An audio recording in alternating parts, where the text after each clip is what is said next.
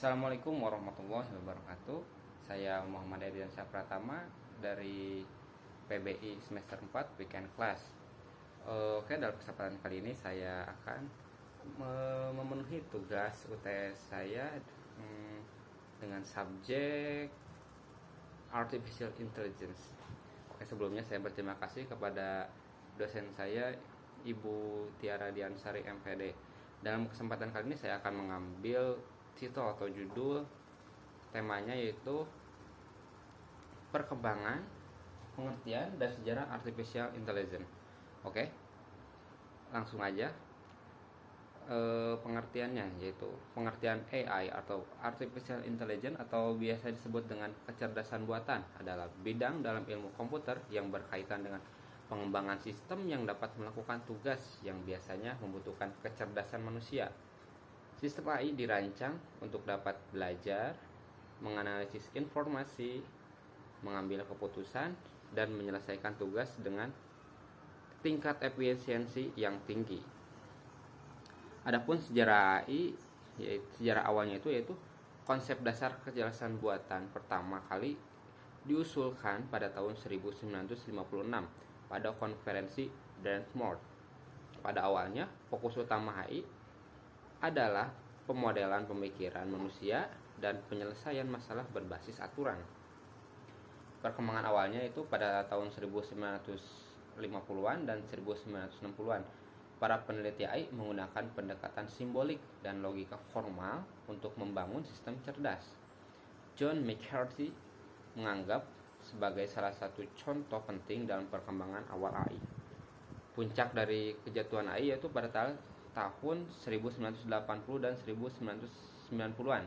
AI mencapai puncak popularitasnya. Teknik-teknik seperti jaringan syaraf tiruan, logika fuzi, dan sistem pakar mulai dikembangkan. Namun, kemajuan AI kemudian melambat dan terjadi periode yang dikenal sebagai musim dingin AI, di mana minat dan pendanaan menurun. Lalu ada juga terjadi suatu kejadian revolusi deep learning. Itu terjadi pada tahun 2010-an. Terjadi kemajuan yang signifikan dalam bidang deep learning dan pengolahan big data. Teknik deep learning terutama menggunakan jaringan saraf tiluan berarsitektur dalam deep neural network mampu mencapai tingkat keberhasilan yang tinggi dalam tugas-tugas seperti pengenalan wajah, pemrosesan bahasa alami atau NPL, dan permainan catur. Penerapan luas AI telah mengalami perkembangan pesat dalam beberapa tahun terakhir. Teknologi AI digunakan dalam berbagai bidang, termasuk transportasi mandiri, pengenalan suara, asisten virtual, analisis data, pengobatan medis, dan banyak lagi. Namun, ada beberapa tantangan dan pertimbangan tentang perkembangan AI. Karena AI juga memunculkan sejumlah tantangan, termasuk etika dan privacy, pengaruh teknologi pada pasar kerja, serta pengambilan keputusan yang adil dan transparan oleh sistem AI. Ada sistem minusnya, misalkan contoh minus dalam AI ini dalam pengaruh pasar kerja yaitu menurunnya kebutuhan manpower atau manusia karena telah digantikan oleh AI, oleh robot-robot di dalam industri-industri. Nah, untuk mengambil contoh dalam kehidupan sehari-hari dan potensi dampaknya di masa depan, berikut adalah beberapa contoh penggunaan AI dalam kehidupan sehari-hari dan potensi dampaknya di masa depan. Untuk contoh penggunaan AI itu yang paling sering kita gunakan, misalkan ada asisten virtual seperti Siri, terus ada Google Assistant, ada Alexa, yang dimana itu menggunakan AI untuk memahami perintah suara pengguna dan memberikan respon yang sesuai. Mereka membantu pengguna melakukan berbagai tugas seperti mencari informasi, menjadwalkan pertemuan, memutar musik, dan mengendalikan perangkat rumah pintar atau smart home. Lalu untuk otomasi pabrik, di bidang manufaktur AI digunakan untuk otomatisasi proses produksi. Yaitu tadi misalkan yang tadinya memakai manpower digantikan oleh robot. Lalu sistem cerdas digunakan untuk melakukan tugas-tugas seperti perakitan, pengawasan kualitas, dan pengaturan rantai pasokan. Jadi semuanya telah digantikan oleh AI. Misalkan yang tadinya di pabrik itu harus membutuhkan 1000 manpower, tapi dengan adanya AI ini hanya dibutuhkan 50 manpower misalkan, itu kan sangat banyak sekali digantikan oleh sistem AI. Lalu ada lagi AI yang sering digunakan oleh kita dalam sehari-hari, contohnya navigasi dan transportasi mandiri.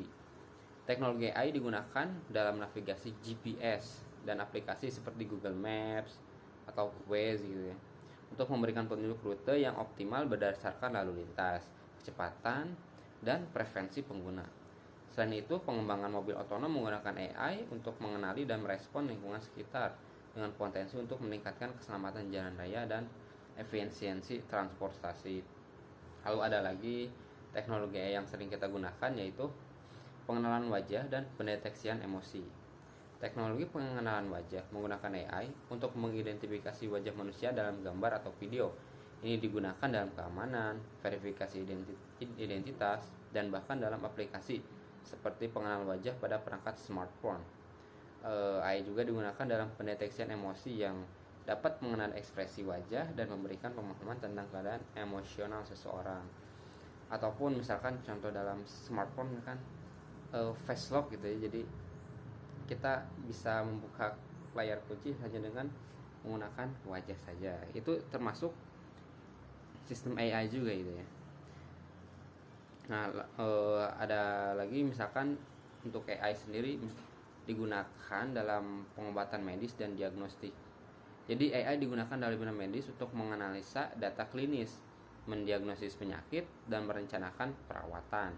Contohnya termasuk penggunaan algoritma pembelajaran mesin untuk mendeteksi kanker pada citra medis, analisis genomik untuk penguatan yang disesuaikan, serta asisten virtual yang memberikan saran medis berdasarkan gejala yang dilaporkan oleh pasien. Nah, untuk dampak di masa depan, apa sih AI yang akan berdampak di masa depan? Nah, ada misalkan peningkatan efisiensi dan produktivitas.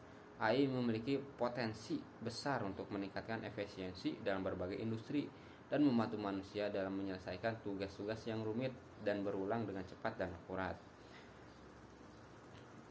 Itu contoh yang paling konkretnya gitu ya. Lalu untuk dalam pengobatan medis yang tadi dapat membantu dalam diagnosis yang lebih akurat. Nah, mungkin segitu saja sedikit pemaparan dari saya. Pastilah banyak kekurangan dalam penyampaiannya. Sekian dari saya. Assalamualaikum warahmatullahi wabarakatuh.